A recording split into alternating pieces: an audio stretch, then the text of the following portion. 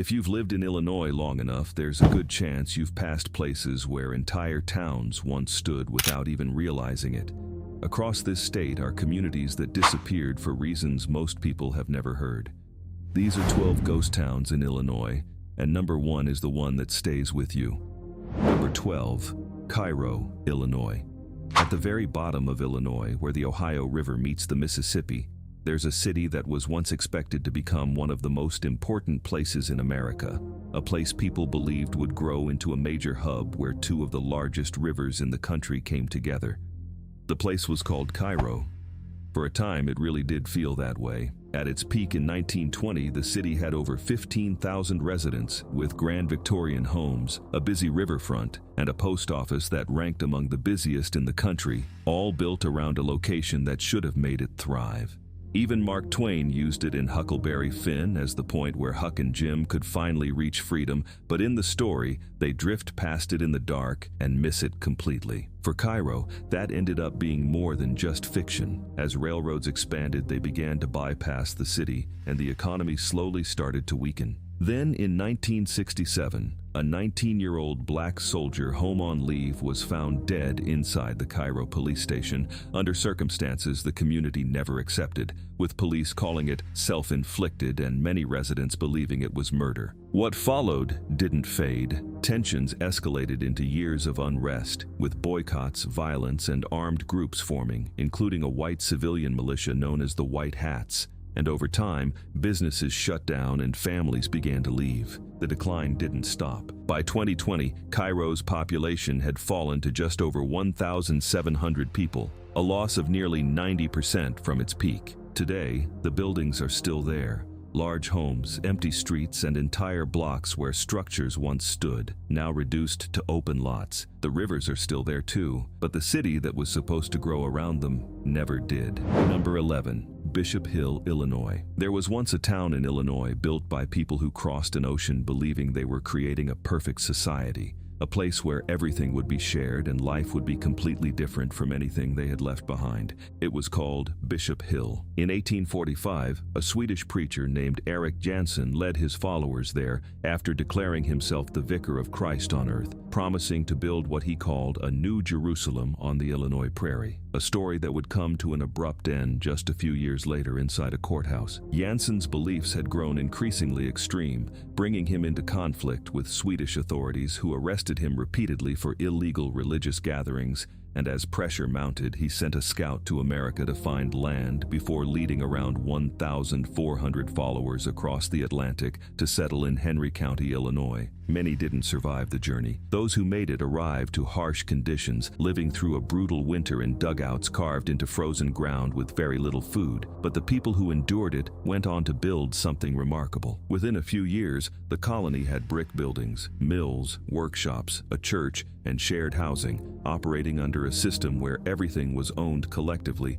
and the entire community worked together. At its peak, the colony farmed thousands of acres and became one of the most productive communal settlements in North America. Then, in May 1850, Jansen appeared in the Henry County Courthouse over a custody dispute where a man named John Root stepped forward, pulled out a pistol, and shot him dead. Root was later convicted of manslaughter and served just 1 year in prison. Without Jansen, the structure holding the colony together began to collapse, and over time, financial problems and internal divisions drained what they had built until the commune officially dissolved in 1861. Today, Bishop Hill is a small village with just over 100 residents, but several of the original brick buildings still stand, including the church, built by people who crossed an ocean believing this was the place they were meant to be. Number 10. Kaskaskia, Illinois. There's a town in Illinois that you can't actually reach from Illinois anymore. It was once the most important city in the state, serving as Illinois' first capital in 1818, with thousands of residents, a courthouse, a newspaper, and even a 650-pound bronze bell gifted by the King of France. Today, it has just 21 people left, and the only way to get there is by driving through Missouri. Long before the river moved, people already had reasons to question the place. In 1811, a massive comet hung in the sky for months, and not long after, a tornado tore through the town, floods destroyed crops, and the New Madrid earthquake struck, shaking the region so violently the Mississippi River temporarily ran backward. By then, some people were already calling the town cursed. But what actually destroyed it was slower. Steamboats passing through the region needed huge amounts of wood, and over time, woodcutters stripped the trees from the riverbanks for miles, leaving the soil exposed and allowing the Mississippi to slowly eat away at the land. By the 1860s, the damage was visible. Then, in 1881, the river finally broke through, carving a new channel and shifting its course, cutting the town off from the rest of Illinois entirely and leaving it stranded on the opposite side of the river. It never recovered. By 1907, the last home had fallen into the water. Today, almost nothing remains except a small stretch of land and a bell that somehow survived it all. It still hangs there and it still rings, but to hear it, you have to leave Illinois to get there. Number 9. Cardiff, Illinois. Nobody planned Cardiff. In spring 1899, a coal company sank a drill into open farmland in Livingston County, hit a rich seam of coal, and by the end of that same year, a town of several hundred people had appeared on land where nothing had existed 6 months before. Within 3 years, Cardiff had 2,500 residents, 2 banks, 2 grain elevators, a bottling plant, a hotel, a semi-pro baseball team, and an automobile dealership, at a time when most people had never seen a car. Then, in the early hours of March 12, 1903, an explosion tore through the mine. Flames shot more than 100 feet into the air. 9 miners died, and 3 of them could not be recovered. Their bodies remain sealed in the mine to this day. Cardiff rebuilt. A second shaft was sunk, the town grew larger, and within a few years it was more prosperous than ever. But the coal was running out. By 1910, the quality had declined so sharply that the Wabash Railroad, the mine's single largest customer, announced it would no longer buy Cardiff coal. The mine closed in September 1912. What happened next was unlike almost any other ghost town. Cardiff did not simply empty out. In 1913, 2 businessmen from Kankakee purchased more than 80 buildings from the abandoned town, loaded them onto wagons, and transported them 40 miles away. Those houses were reassembled in Kankakee, painted identically, and became a neighborhood that still exists today, still called White City. The town of Cardiff was not just abandoned, it was disassembled, moved, and rebuilt somewhere else. All that remains on the Livingston County Prairie are 2 large hills of mine waste, a historical marker, and 3 men still underground. Number 8. Nauvoo, Illinois. In 1839, the Church of Jesus Christ of Latter-day Saints had just been forcibly expelled from Missouri under a governor's extermination order, driven out at the threat of annihilation with nowhere to go. They arrived in Illinois with almost nothing and chose a swampy bend in the Mississippi River to start over. What they built in 5 years was astonishing. Joseph Smith founded the city of Nauvoo and transformed it into a community of nearly 12,000 people. The Mormons drained the swamps, built a polished limestone temple that could be seen for miles, established a university, and organized a private militia that had grown so large it rivaled the United States Army itself, which is the precise reason the surrounding counties and state government became alarmed. On June 27, 1844, Joseph Smith and his brother Hiram were killed in the Carthage jail by a mob 20 miles away while awaiting trial. Brigham Young took control and spent months negotiating with the Illinois government, while anti-Mormon mobs burned outlying farms and settlements. In February 1846, Young gave the order. The entire population of Nauvoo began crossing the frozen Mississippi River in wagons and on foot, heading west into Iowa in the middle of winter. It was one of the largest organized mass migrations in American history to that point. Anti-Mormon mobs looted and burned the city behind them. The limestone temple was set on fire, struck by a tornado, and eventually demolished stone by stone. The buildings that survive are preserved and open to visitors today,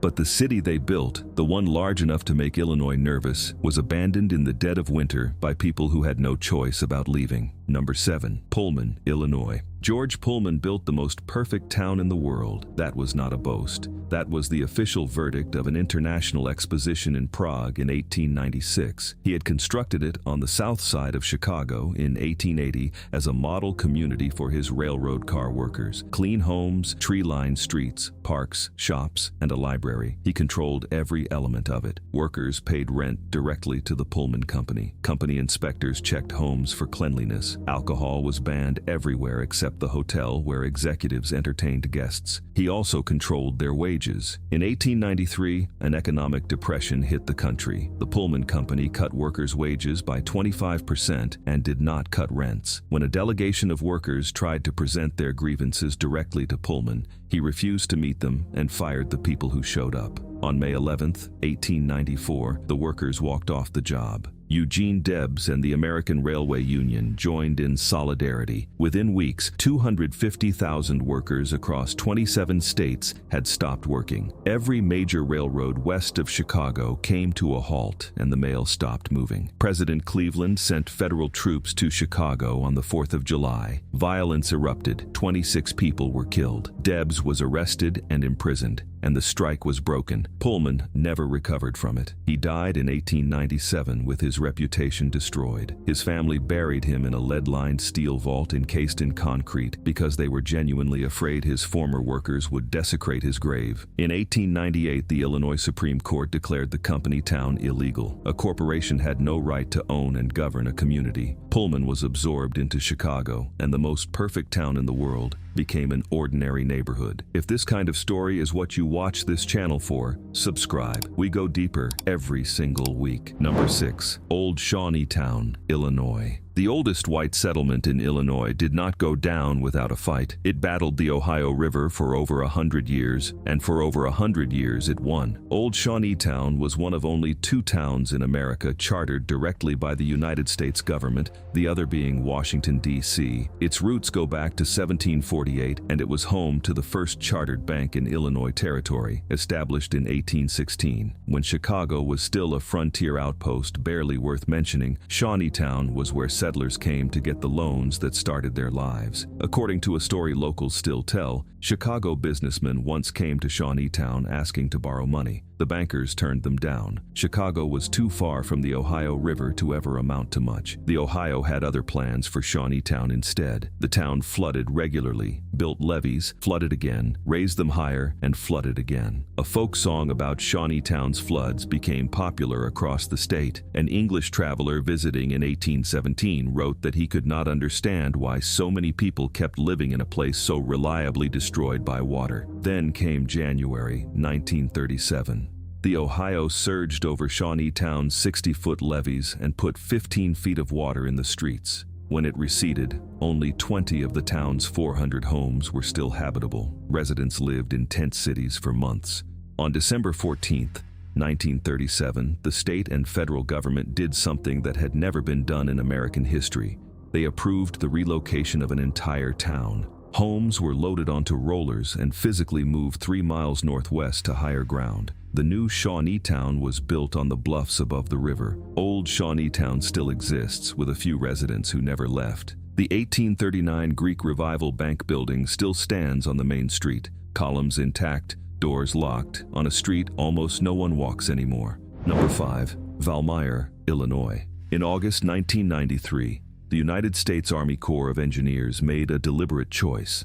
They would breach a levee upstream and flood the town of Valmeyer to relieve pressure on the river and protect the city of Prairie du Rocher downstream. 900 people had trusted that levee system for 60 years. They were never asked. 16 feet of water poured into Valmeyer. 90% of the town's buildings were destroyed or made uninhabitable. The water came in at 1:20 in the morning, and every clock in every house stopped at 1:20. And when journalists walked through the empty homes weeks later, that is what every clock still showed. Many residents felt the town had been deliberately sacrificed for someone else's benefit, because it had. Mayor Dennis Knobloch was standing on a cemetery hill at the edge of town when the power company representative told him the call was his. Knobloch ordered the lights shut off. He stood on that hill and watched as, one by one, the lights of Valmeyer went dark. He said afterward that he knew, standing there, that he was seeing the town for the last time. What followed was almost unprecedented. The residents voted to pick up and move. The entire community relocated 2 miles east to the bluffs, 400 feet above the old town. Residents lived in FEMA trailers for 2 years while the new town was built on what had been a cornfield. Some gave up and moved elsewhere, but most stayed. Old Valmeyer is still down on the floodplain, open fields, a few holdouts, a road leading past empty lots to nowhere. The new Valmeyer is now studied by climate researchers worldwide as a model for communities that may one day face the same choice. The lesson it offers is that when the river finally wins, you still get to decide where to go next. Number 4. Grafton, Illinois. Grafton once built ships that sailed simultaneously on the Mississippi, the Ohio, and the Missouri, the 3 great river arteries of the American interior. That is how significant this town was. At its peak, it had close to 10,000 residents and one of the most active commercial waterfronts in southern Illinois, built where the Illinois River pours into the Mississippi. Surrounded by towering limestone bluffs, the rivers gave Grafton everything it had. Then they started taking it back. The Mississippi had flooded Grafton before, badly in 1844 and again in 1973, but the town had rebuilt each time. The 1993 flood was different. Water rose until it covered the rooftops of 2-story buildings. 22 historic homes and structures were destroyed beyond repair. Water stayed in the streets for months. Families that left in 1993 never came back. Unlike Valmeyer, which voted to move, Grafton stayed. Residents rebuilt on the same ground, but the people who left were not replaced. A town that once had 10,000 residents now has fewer than 700. The limestone bluffs above town are dotted with weekend vacation homes, while the streets below sit mostly quiet. The old waterfront that once launched ships onto 3 rivers now holds a few bars and bait shops. Grafton still exists, but the town it was for most of its history is effectively gone, absorbed into a scenic backdrop for day trippers who have no idea what used to be there. Number 3. Thebes, Illinois. There is a crumbling limestone courthouse padlocked on a bluff above the Mississippi in Alexander County, a near-empty village of just over 200 people around it. And inside that courthouse, 2 of the most important figures in American history left a mark that the town has been trying to preserve ever since. Abraham Lincoln rode the legal circuit across southern Illinois as a frontier lawyer in the 1840s, and Thebes was one of his regular stops. He argued cases in the second-floor courtroom and stayed with the local judge's family. The building itself was designed by a Prussian architect who had previously served as the official architect to the King of Prussia, an extraordinary detail for a small river town on the Illinois frontier. The second figure is Dred Scott, the enslaved man whose freedom suit reached the Supreme Court and triggered a ruling that African Americans had no rights under the Constitution, a decision that drove the country towards civil war. According to local accounts, Scott was held in the basement jail cells of this courthouse for 1 night while being transported, before being sent by train to St. Louis. The Thebes city treasurer acknowledged in 2007 that this cannot be definitively proven, but the jail cells still exist, the records are incomplete, and the town has no other claim to survival. Thebes lost its status as county seat in 1860 when the seat moved to Cairo. Without that function, it slowly emptied. The courthouse served as a library for a while, then sat locked and deteriorating for long stretches. Today, it opens for tours by appointment, maintained by a small historical society. From the second-floor balcony, you can see the Mississippi stretching south toward where it meets the Ohio, and the courthouse where Lincoln practiced law and where Dred Scott may have spent a night is still there, padlocked at the top of a bluff in a town most people drive through without stopping. Number 2. Griggsville Landing, Illinois. Most ghost towns disappear because of one thing. A mine closes, a flood comes, a railroad chooses a different route. Griggsville Landing got all 3, and the cruelest part is that the thing meant to save it is what finished it off. Griggsville Landing was a busy Illinois river port in Pike County, a steamboat stop with a hotel, a grist mill, a boatyard, and a lime kiln that supplied commercial operations across the region. It sat on a critical stretch of the river system connecting New Orleans to the interior of Illinois, and at its height it was one of the more active small ports in central Illinois. The ferry here even carried Hiram Smith and his family during the Mormon migration from Missouri to Illinois in 1838, the journey that ended with the founding of Nauvoo. Then the railroad bypassed it in the 1870s, routing through Valley City just a mile to the north. Businesses and residents followed, as they always did. What remained at Griggsville Landing shrank to almost nothing. Then the Army Corps of Engineers built levees along the Illinois River to control flooding downstream. The levees redirected rising water directly into the low-elevation settlements that remained along the bank, including including what was left of Griggsville Landing. The floods came year after year until the last businesses closed and the last residents left.